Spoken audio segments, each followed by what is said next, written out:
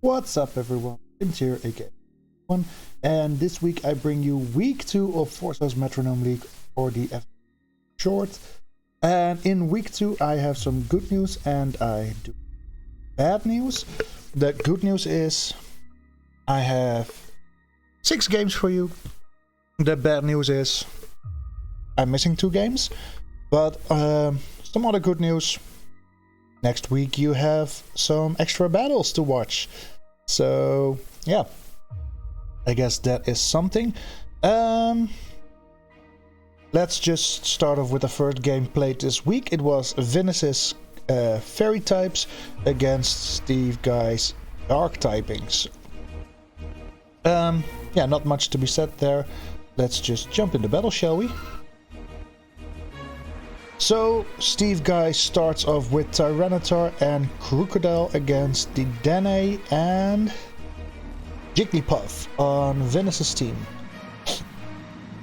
Dene, the fastest on the field, starts off with a body slam into the Tyranitar, paralyzing it, which is a decent start of the battle for Venus, while Crocodile goes for Uproar, blocking itself into that move.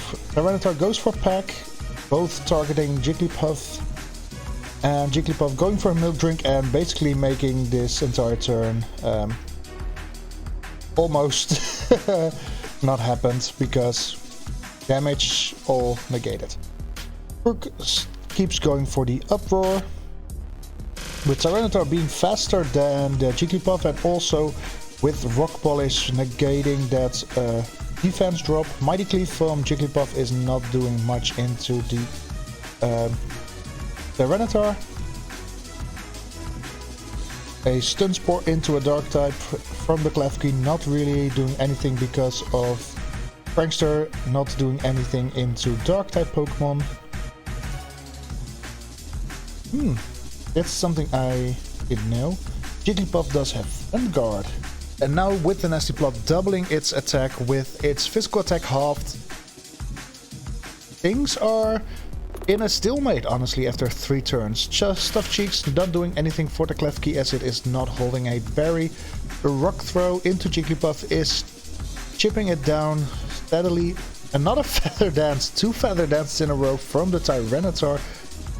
Jigglypuff now only has a third of its original attack, and Outrage therefore is not doing much at all into the Crocodile. Infestation again into a Dark type, not doing anything. Crocodile sets up Light Screen, which is great with Jigglypuff's special attack being doubled. Cross Chop from Tyranitar is dealing decent damage, and Clefairy just keeps going for Outrage, and it is stuck for a 3rd turn into that very weak move at this point. Klefki switches out for Heatherine, with Venus probably realizing that the Dark type, against Dark types, Klefki can't do all that much. Jigglypuff, after 3 turns of Outrage, finally getting confused and able to do other things. Crocodile goes for the Fly, so being invincible for this turn, while the Tyranitar doubling its defense. Heatherine's Dark Pulse not dealing much damage into the Tyranitar with the Light Scream up and it being resisted. Psycho Boost not doing anything because of immunity. Jigglypuff is at just a quarter of its health and deciding to switch out for the Klefki. Fly into the Klefki, not dealing all that much damage, but again, nice chip for the Tyranitar to launch off an Avalanche, which is also resisted. Poltergeist from Heatherine, again resisted, but reveals that the Crocodile has Covert Cloak, so any secondary effects on the Crocodile will not be happening. Klefki doubling its special defense here. A more solid way of boosting its defense, but getting confused by the Supersonic. And we have our first Oko move hitting the Fissure from Heatherine into the Clefairy, instantly knocking it out on the switch in. And that's not a great turn for Steve, as Klefki's the Clefairy's Friend Guard is there to help bolster the defense of his partner Pokemon's Ice Spinner, doing amazing damage, which was needed after that Tail Glow. But after the Ice Hammer, Heatherine will be going down to the Sandstorm, negating that Tail Glow and saving Steve basically from a very good or very bad situation. Bisharp coming in for the Crocodile while Klefki hurts itself in confusion. Dedenne going next, going for Disarming Voice, which is super effective into the Tyranitar, but surprisingly does more into the Bisharp, even though Tyranitar does get a special defense boost from the sand. That Tyranitar does take super effective damage against neutral damage from a Bisharp. So Torchsong almost taking out the Bisharp, 70% damage, barely holding on and basically dealing 20% now after the soft boiled, healing the Bisharp. Klefki snapping out of confusion, going for a slack off, healing itself back up, which is very annoying for Steve. This thing may not be able to do much offensively, but it is still on the field, and the Dedenne healing itself back up with the Machagacha, bringing both Pokemon down to between 20 and 40%, but the Power Whip from Bisharp taking it out cleanly, an Aqua Tail from the Crocodile, chipping down the Klefki down to 55%, up to 61 after the leftovers. And Scream Tail comes in with boosted special defense after the booster energy is activated. Fake Tear is not doing anything into a dark type, and Dream Eater from the Bisharp is not doing anything because nothing is asleep. Scream Tail doubling its speed with a Rock Polish, while a Zen Headbutt Miss from Crocodile rounds up the turn. And even though Venus is down 4-5, things aren't looking all that bad because both Steve's Pokemon are very low at this point, but a Splash and Guard Swap are not changing anything in this situation, and a Fire Lash taking out the Klefki might be a blessing in disguise for Venus, as Klefki wasn't able to do anything offensively into Steve's team, and Splash, yeah, Venus, I got you. I understand. Splash is annoying. Block comes out from the Scream Tail, keeping the Crocodile in. Gus not doing anything into Jigglypuff basically, but the Will-O-Wisp into Scream Tail might make it hard for Scream Tail to effectively do damage. A Focus Blast from Jigglypuff is taking out the Crocodile, and even though Covert Cloak is preventing any secondary effects, a secondary effect in fainting is not prevented here. Scream Tail goes for the Poison Fang into the newly switched in Overquill, not doing much as it is of course resisted. A Venoshock from the Overquill into Jigglypuff is taking it out, and now things are looking dire for Venus in the 2v4. Scream Tail and the next incoming Mimikyu against 4 of Steve's guys' Pokemon, and Grimer hasn't even hit the field yet. Tyranitar comes back in, set up the Sandstorm.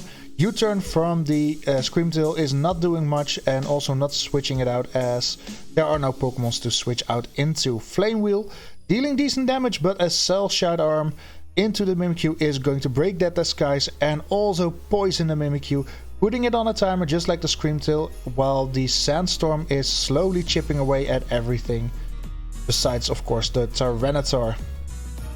A Headlong Rush from Scream Tail would normally be doing decent damage, but with the burn not dealing more than 21%. A Bug Buzz into from the Mimikyu is getting the Overquill down to 25%, but not enough to kill it this turn. And the combination of Thunderfang and Charge Beam is bringing Scream Tail close to fainting, with just one more turn left after this, with just the 7% left. The final move of the Scream Tail will be a Body Slam into the paralyzed Tyranitar, but with it already being paralyzed, it's not doing all that much. Flail from Mimikyu also not dealing much damage, because it's being resisted. And a Circle Throw is not enough to take out the Scream Tail. And a misty terrain from the Tyranitar is coming too late to save this Screamtail and the Mimikyu. Screamtail is going down due to Sandstorm damage. Overquill not looking all that happy with 13%, but the bite goes into the Tyranitar, keeping it alive, and Overquill with the foul play takes out the Mimikyu, giving Steve a 4-0 victory in his second game of the FML. And yeah, a very decent victory from Steve. Also a piece of advice I like to give Vinnis after this game.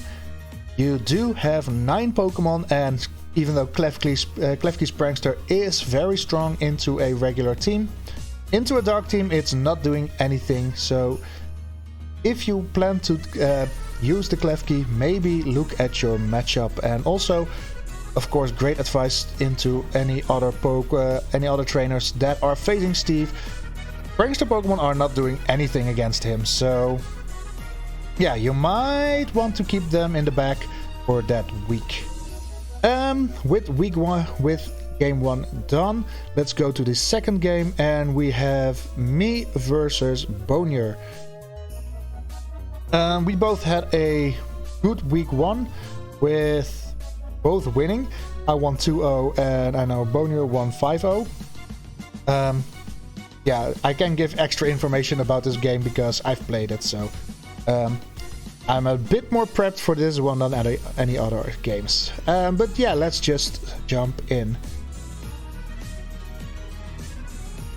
Not sure why I said yeah we got it, but we start off with Incineroar and Hard Flame Ogerpon into Glimmora and my Tapu Bulu. Now Incineroar, of course, with the Intimidate starts off lowering the special or the physical attack of my Pokemon, while Ogerpon goes for the Terrestrialization, going for a Flower Trick, critting the Glimmora, but also activating Toxic Debris, giving me a layer of Toxic Spikes. Rock Slide is great into both Pokemon, dealing some great damage, while Glimmora is going for a Moonlight, healing back up the damage I just took. Incineroar goes for Luster Purge, not able to take me out, but lowering my special defense, while also me being healed up back by the Grassy Terrain. I decided to go for a double switch because I want to keep the Poison Spikes options with Salandit in the back. Aerial Ace into my Alolan Muck is dealing decent damage, while Incineroar boosting its defense with Withdrawal. And the Gigaton Hammer from a boost Ogerpon barely misses the KO on my Alolan Muck, but the Razor Leaf is a double hitting move, so taking out the Alolan Muck turn 3 is very bad for me.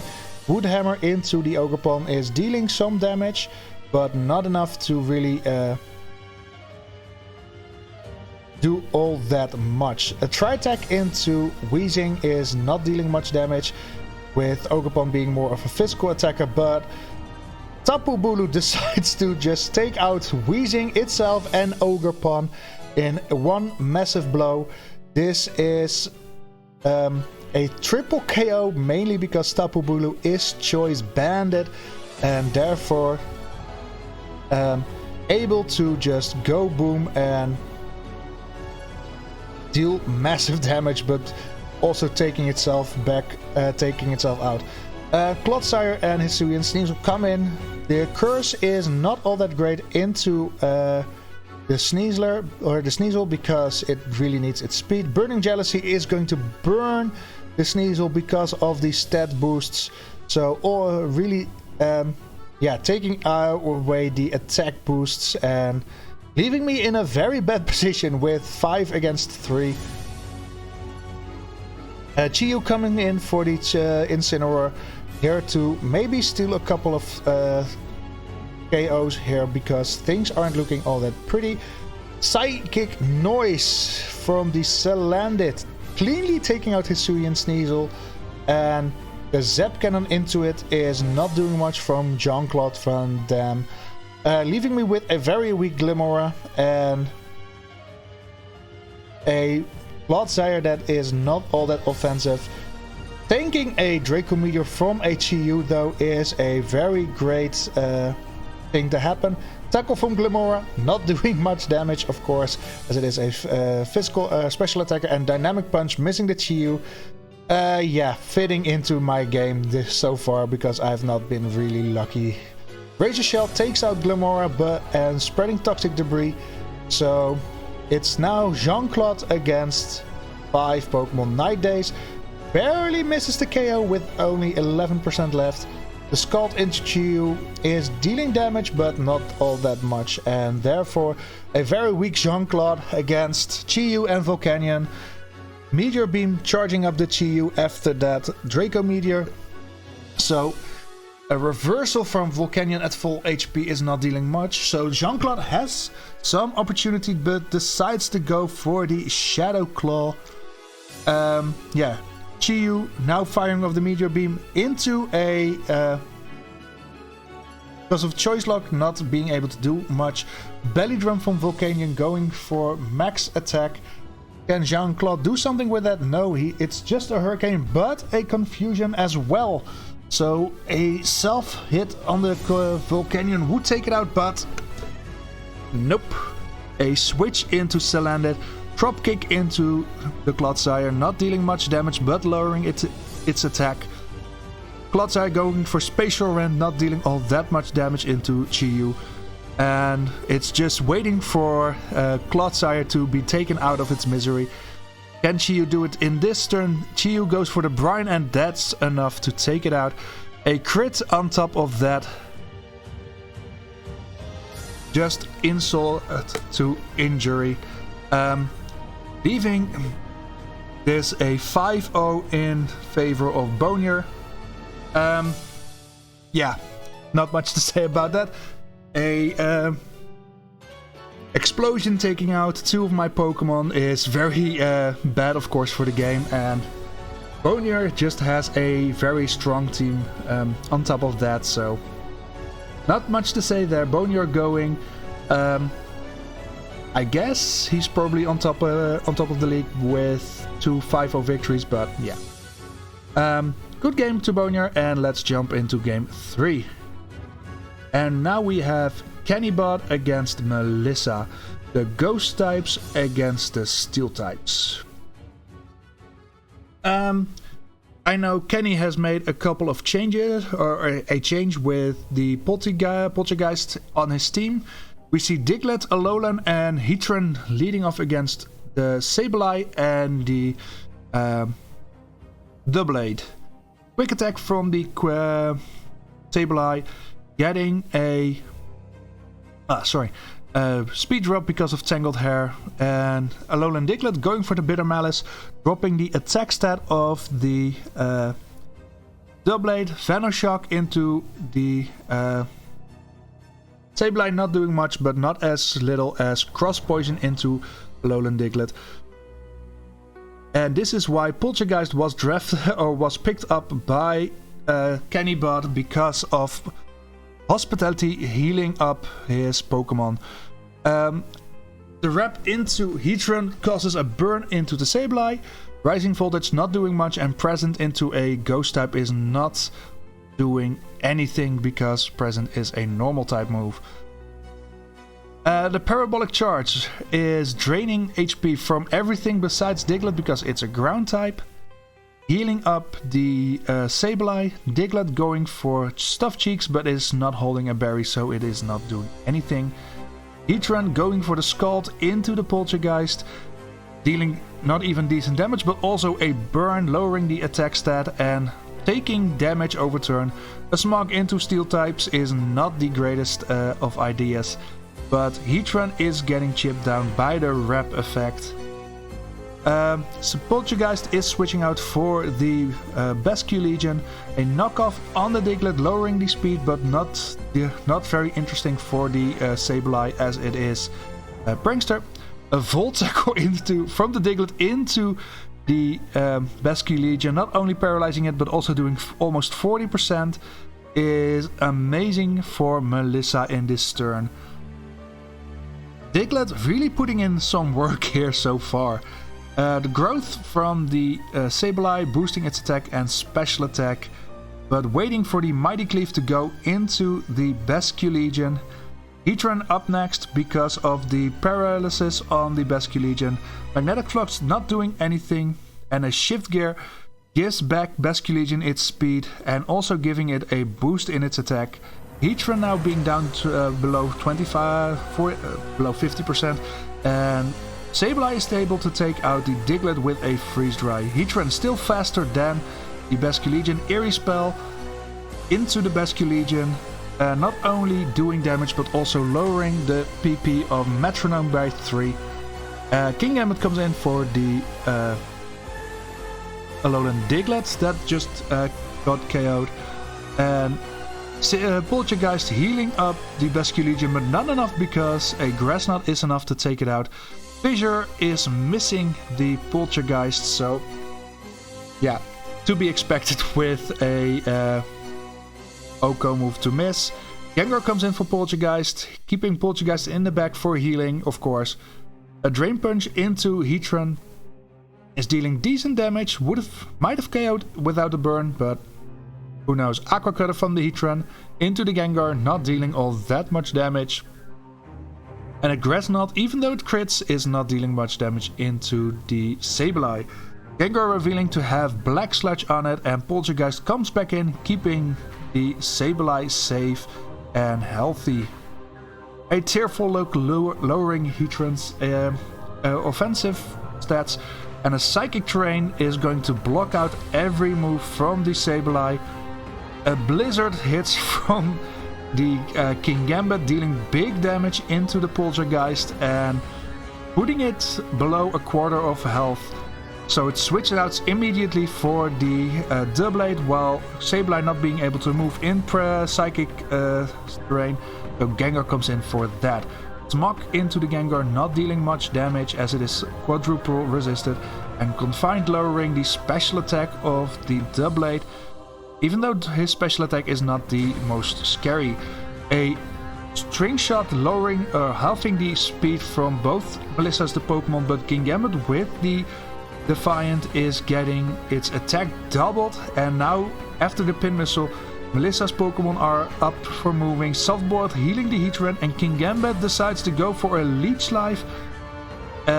Even though its attack is doubled with quadruple resistance and a high defensive stat, the Doublade doesn't take much. Prismatic Laser into Heatran is resisted, and now the Gengar must recharge, and a Perish Song at a very bad time with the Kingambit already having its attack doubled. Not all that great. Eerie Impulse lowering the special attack from the Doublade even further. And in 3 turns, all 4 Pokemon on the field will perish if they stay in. So Heatran switches out for Scizor, while keeping the Kingambit in with that attack double.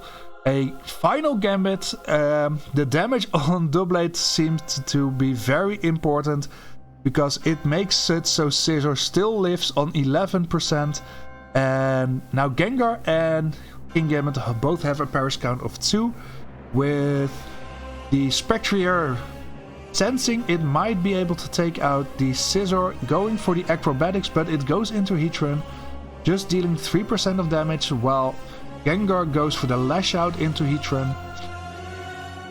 And Scizor lives to move and goes for a Burn Up, but without a Fire typing, Burn Up is not doing anything. Gengar has to switch out now because of Perish Song, so going out into the Sableye that is now safe to attack again. A Metal Claw into the Scizor from the Spectrier is not dealing enough damage for a KO, and Heatran decides to fly up, being invincible for the next round of turns. An Aqua Tail into the Spectrier from Scizor is dealing decent damage, so that means Spectrier is at around half HP. Is it able to go for the KO now? It goes for a Mach Punch, and with the crit it is enough to take the Scizor out, giving it a Grimnay boost. Fly going into the horse, leaving it at a third of its HP. But with the special attack boost it is very scary on the field now. going for a blue flare but misses the Melmetal, and a blue flare into Melmetal would have been amazing for Kenny, but a miss, of course, detrimental. Heatran deciding to boost its special attack and special defense with Take Heart, and an Ice Spinner from Melmetal is always taking out that Spectrier, and now it's a 3 versus 4. And Poltergeist comes in again to heal the Sableye, and that's so far the biggest thing that Poltergeist has contributed. Healing back up the Sableye with the Ivocutchel, not dealing much damage into Heatran, and Heatran taking away its ground weakness with the Magnet Rise. And out of all the status moves, this might be the best pull for the Heatran. Gengar comes in, hoping to get a First Body, one of Melissa, her Pokemon. A knockoff on the Shuka Berry keeps Heatran barely alive on 3 HP or 3%. A Nightshade dealing decent damage into the Sableye. Can Sableye now take out the Heatran? No, because it goes for a Wave Crash into a Dark type. Not doing anything, like I said in the previous battle. Strength. Not doing much into the Kingambit, and Struggle takes out the Heatran, going back to a 3v3. Kingambit going for Grassy Terrain, healing itself, but also the Sableye. Back comes Melmetal with just full HP, a Roar of Time into Kingambit from Sableye, not doing anything again because Prankster immunity. Gengar going for a Petal Dance into Kingambit is into the Melmetal, is dealing surprising big damage, honestly. Mainly because Melmetal, of course, it being more of a special physical wall and not really a special wall. A Fire Punch into the Sableye, of course, is enough to take it out from Melmetal, because Melmetal is very strong on the physical side. Petal Dance taking it down to around half HP. A Fire Blast from Kingambit is not dealing all that much damage.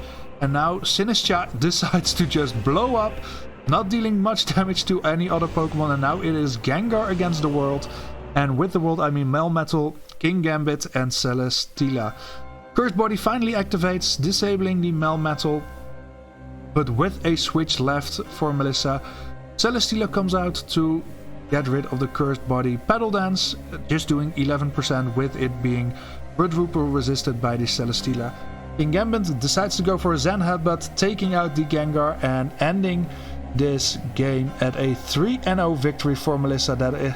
And she also has started off the season with a double victory. So things are looking very good for Melissa this season.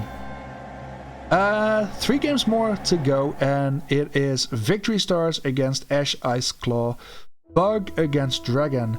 Normally you'd say Dragon has a clear advantage because it's Dragon and Bug is Bug, but this is Metronome, so let's see what is happening in this game. We start off with Volcarona and the Charger Bug against the Archeludon and the Hydreigon. Arch, of course, being a great lead with that stamina. A Charm from, to start off from the Hydreigon. And a Will-O-Wisp into Hydreigon from the Volcarona. Heal Pulse not dealing any damage because no damage has been dealt. And Volt Tackle into Kingambit, or into the Hydreigon, not dealing much.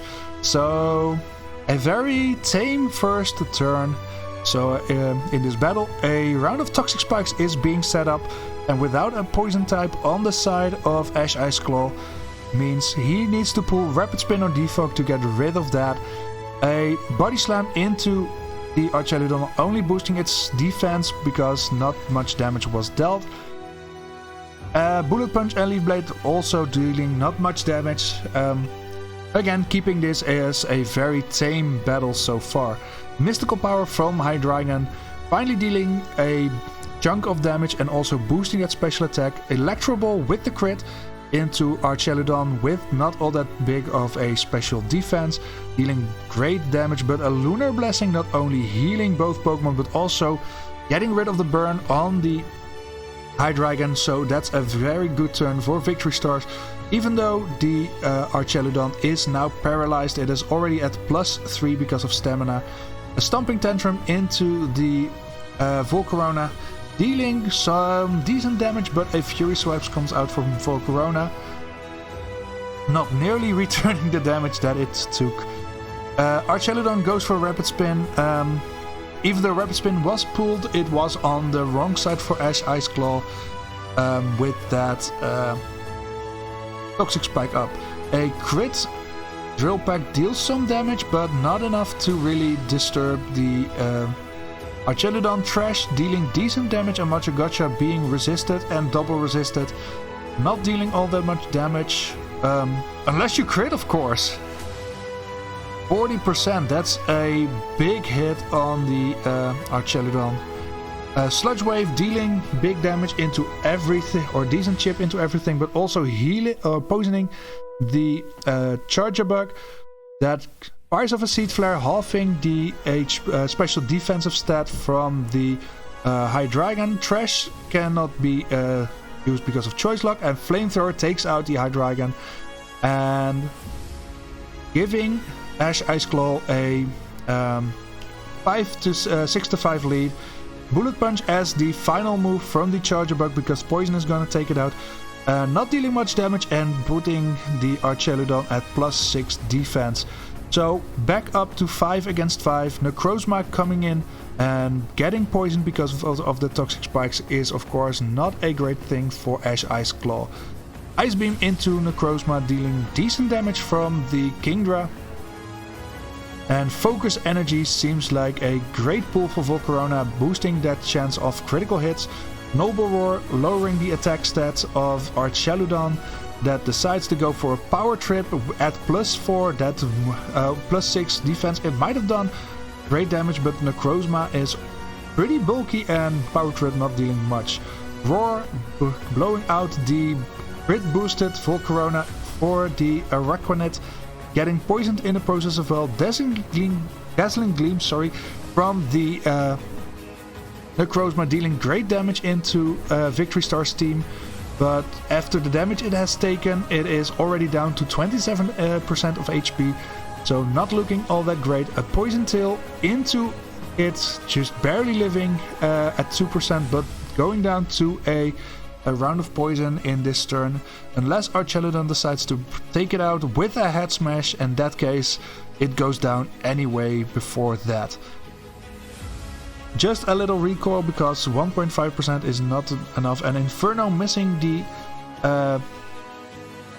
Archeludon is annoying for the damage, but it does not do anything for the burn chance, as it is already paralyzed. Kingdra going for the defense order, boosting its defensive stats that are already pretty decent, as Kingdra is a well-rounded Pokemon. A Crit Assurance is dealing some damage, but a High Jump Kick also returning around the same percentage. Imprison from the Spooderbug, and this is big, so every opponent Pokemon cannot use the same moves as Araquanid has. So Victory Stars decide to switch around, waiting out the poison for the poison to take out Araquanid while being imprisoned. A Rain Dance from Araquanid, boosting its already great water type moves, but it has to pull a water type move from that pool of moves that it can pull. Again, a double switch from Victory Stars, just trying to wait out the poison turns on the Araquanid. Rock Smash from Volcarona not doing much, and a Flame Wheel in the rain into a Archeludon not doing much. Kingdra decides to go for a struggle and taking out the Volcarona in the process. Spooderbug is faster than the Archeludon, but goes for another Rain Dance, and that's not helping at all, as it is already raining. So even though Kingdra is doing another struggle round, taking itself out, but dealing big damage into Araquanid. A Surf is dealing big damage, but not enough to take out the Archeludon. That is going to struggle and taking out the Araquanid also itself. but it leaves Victory Stars in a 3 against 2 situation that is in his favor, with low kicks now switching in to a poison spikes, while he and his Dragapult and Dragon are going to wait out this 3v2. A Psychic into the low kicks is not doing anything, while low kicks going for an Ice Hammer and taking out with a Oko hit into the Dragapult. Dragapult, of course, not being the strongest defensive Pokemon, but a Oko is very unexpected, at least from my side. Water Pledge dealing some damage into Druddigon, keeping getting it ever below the 50% mark. And now it is Nightshade, lowering it even further. The Bear forgot to terrestrialize, going for the high jump kick, and Druddigon going for a roar but failing in this 2v2. Leaves the Escavalier with a foul play, not dealing all that much damage. And normally I'd say this is a clear violation because Ursaluna again did not terrestrialize. But I can forgive Victory for not doing it. On the account that he at least claimed that he was playing drunks. Substitute from Druddigon not doing anything, and Kinga and the Flower Trick. Oh, and here it comes to bite Victory Stars in the ass for not terrestrializing, because would he have terrestrialized into a Dragon type, the Flower Trick would have done not very effective damage instead of super effective damage. So now both his Pokemon are low on health, below 20%, and with Escavalier being at 65%, things are looking great now for Ash Ice Claw. Even though his low kick is taken out, the Escavalier can take out one of the Pokemons, but goes for a Toxic Threat, poison in the Ursaluna, keeping it alive for at least one more turn. And Druddigon now all with a Side Strike, not doing much damage and giving Escavalier another chance to live, even though Gastro Acid is suppressing its ability. He goes for a Thunder Wave, not doing anything, probably going into that Ursaluna slot. Ursaluna on its last leg now, and its last turn. A Fury attack is not doing anything, but Rocky Helmet damage is taking out the Druddigon.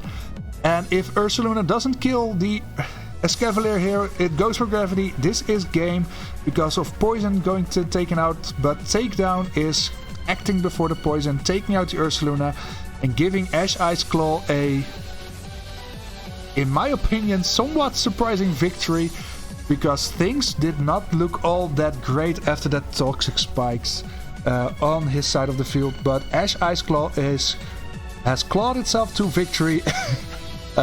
No pun intended, but I realized it as soon as I said it, that clawing its way with Ash Ice Claw. Yeah, you get it. Giving him a great victory after I believe he lost week 1 to Melissa, so getting himself on the board now. Game 5, we have Meep against Weasley. We have Flying against Ground. So, with Weasley having a very annoying team to deal with, especially with that Gliscor and now a Jellicent that is going to terrestrialize against Iron Valiant and Corviknight. Both Pokemon decide as they should to terrestrialize turn 1, and a Grassy Glide from Valiant into Rocky Helmet from the Jellicent, dealing almost as much damage to itself as it dealt to the Jellicent. Corviknight's Frenzy Plant taking down the Jellicent to below 50%, and a Water Pulse is dealing some decent damage. Corviknight has to stay in now because of the recharge, but after that it probably is going to switch out because of the activation of Cursed Body. A Sandstorm is mainly helping Weasley instead of Meep, and Mirror Armor lowering the attack stat of the Corviknight. Mirror Armor from the Corviknight into the Gliscor is lowering the attack stat after launch, so that's pretty funny. Yeah, and a Sludge into the Corviknight, not doing anything, of course. Double Switch, getting rid of the attack stat and the Cursed Body effect. triple arrows into the in-switching Nidoking, while Sucker Punch is not doing anything, so a safe switch for the Salamence. Now, all the 4 Pokemon can attack. We start off with a Meteor Mash from the Iron Valiant, but no Poison Point from the Nidoking. Phantom Force from the Salamence, making it invincible this turn for a Mean Look and a Torch Song. Mean Look going into Iron Valiant, of course, can be very useful, but Weasley decided to switch out Jellicent, not going for the Cursed Body. A Growl from the Iron Valiant, lowering the attack stat, and Phantom Force not dealing much damage into a very strong physical defensive Steelix. A Dive now from the Nidoking, making it invincible this turn, which is pretty funny in my opinion. Getting a Dive and a Fly back to back. A Meteor Beam charge from the Iron Valiant. So, and a Glaciate, lowering the speed of a already slow Steelix. Not very interesting, to be fair. Steelix going for a Parting Shot, lowering the attack and special attack, and switching out into Golurk.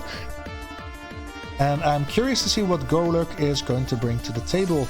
A Meteor Beam not dealing all that much damage, especially with the special attack drop. While Sucker Punch from the Salamence is failing because, yeah, priority moves are failing in Metro. So basically, Volt Switch dealing big damage into Iron Valiant, but a Fiji Berry healing it back up. And back in comes the Jellicent. And let's see if Jellicent can... Me finally understanding why he is trapped. Good for him. Acid Spray halving the special defense from the Nidoking, but Heat Crash is going for a physical move. Shadow Ball dealing some decent damage, and now it is Jellicent going for a self-destruct, critting its own Nidoking, but not taking out anything else. But the 3 Pokemon left on the field are pretty low on HP. So Nidoking is switched out for the Steelix, giving Weasley 2 very healthy Pokemon against 2 Pokemon that are pretty low in HP, and an Iron Tail failing to make a connection with the Steelix. Now it's the Scissor going for a charge, boosting its special defense and making it so its next electric type attack is boosted in damage. Corviknight comes in for the Salamence. Iron Valiant going for a Psyshield Bash, missing its target for some reason. And a Mist is activated from the Gliscor. Slack off, healing back its HP for the Steelix. And Weasley expecting a discharge for some reason.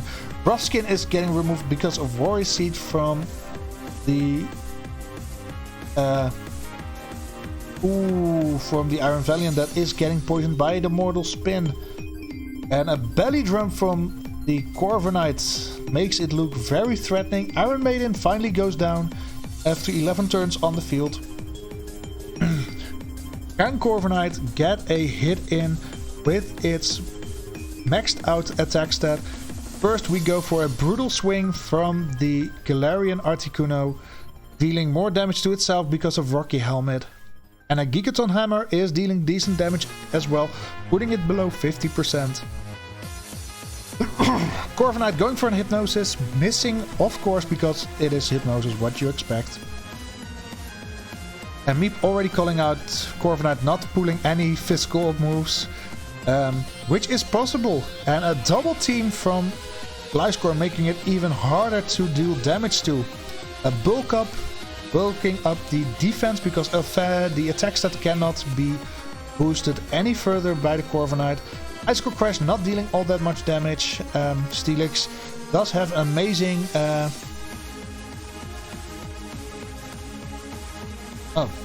Pickle. Oh, because of Mist it doesn't work.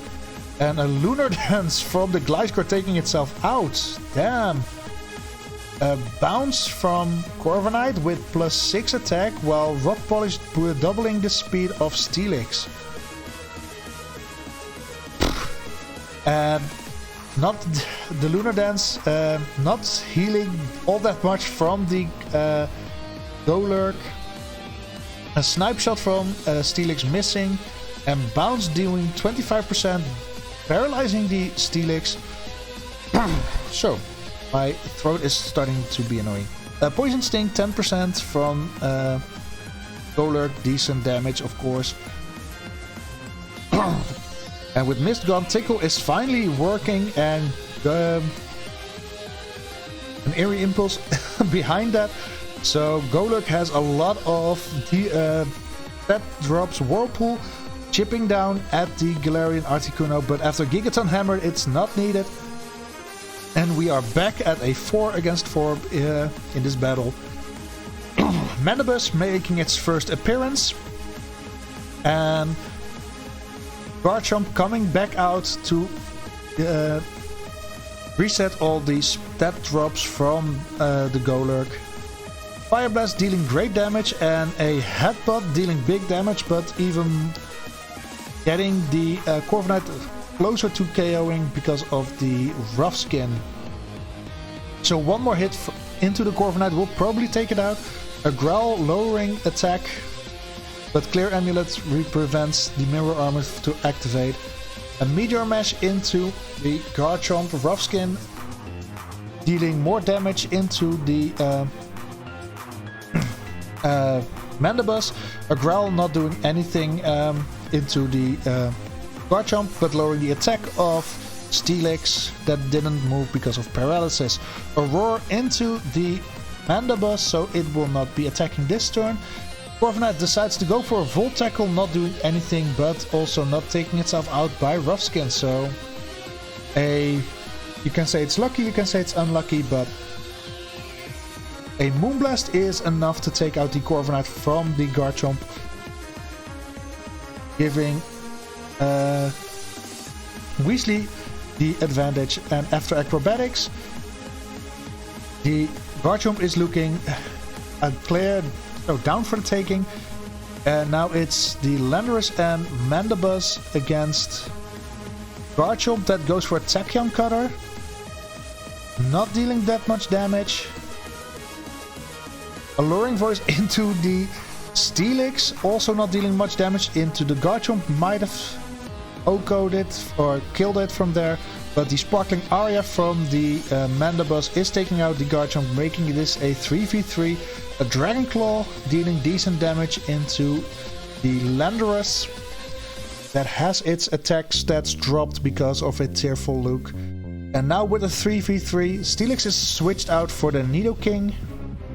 And with Teleport, the Landorus decides to take itself out of the battle for the Salamence.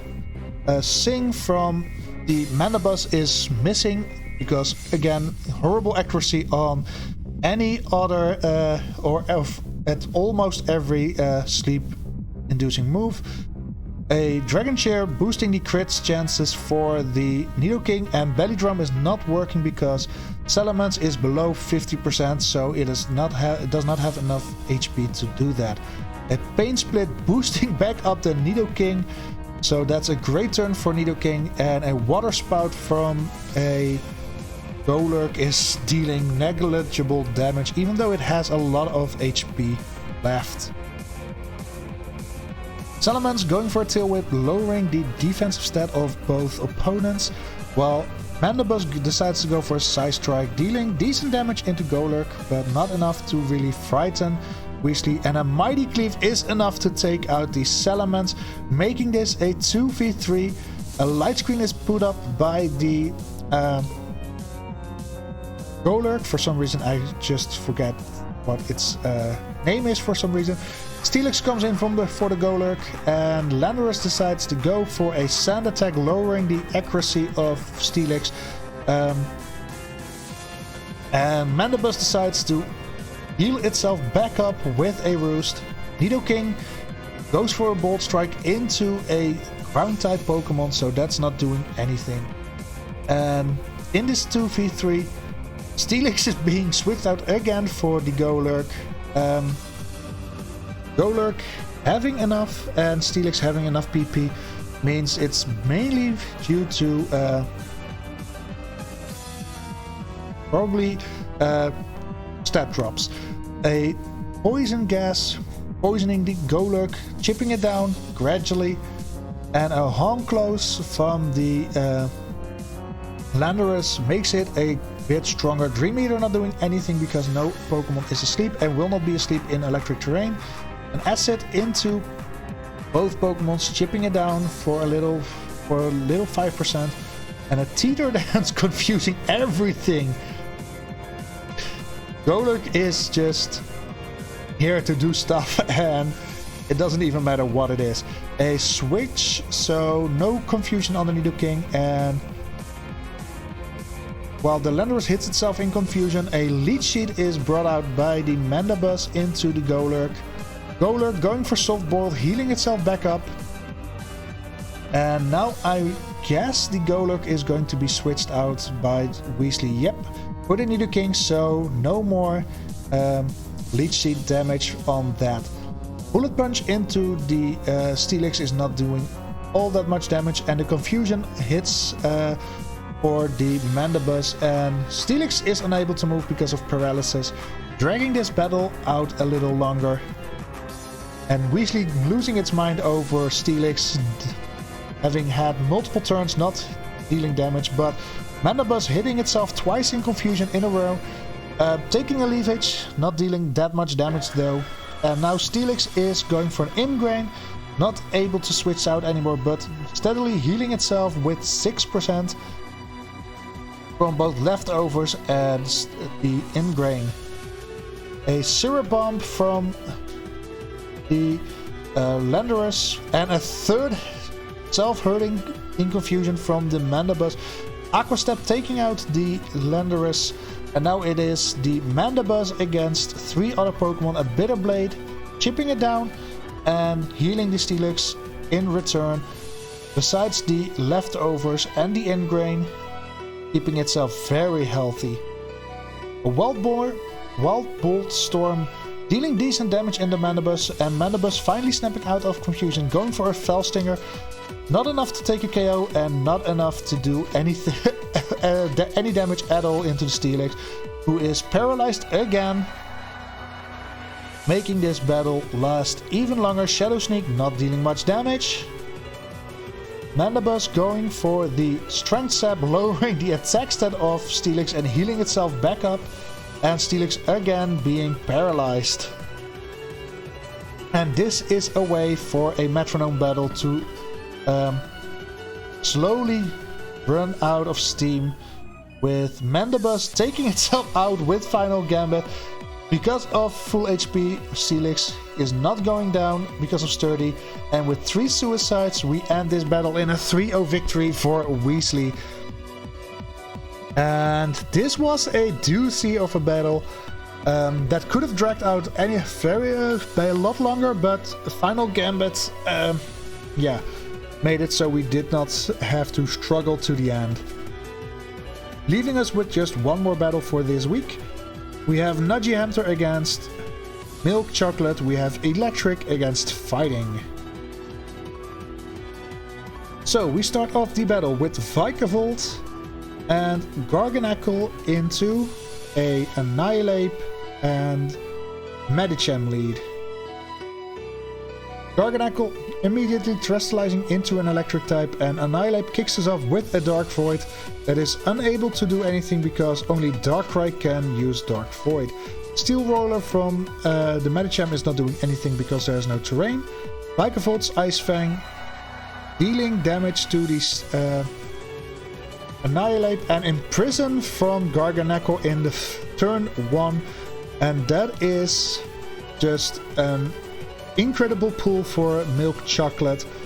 Nudgy decides to double swap, so no struggle is needed to be clicked, and a Smackdown and a Nightshade into Breloom before the Toxic Orb activation makes it so Breloom is already down to half health, decides to go for a struggle, dealing 8% of damage into Garganacl, and Rocky Helmet Recoil is putting it down below 10%.